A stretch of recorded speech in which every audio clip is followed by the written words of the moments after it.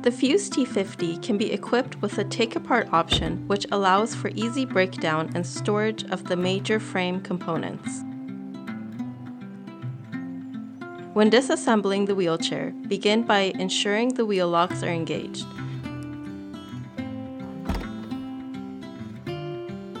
Remove additional components such as the front rigging and armrests.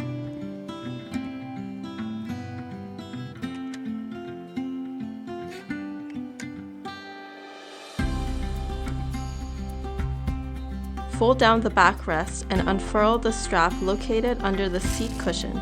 Use the strap to secure the backrest in place.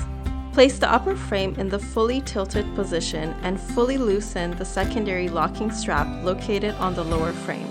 While stepping on the take-apart lever, firmly pull the upper frame by the push bar or backrest bar until it is free of the lower frame and stow it securely. Remove the wheels from the lower frame and place to the side.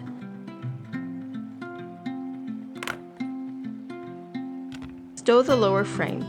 Depending on the accessories and options on the wheelchair, it may be possible to stow the lower frame directly on top of the upper frame.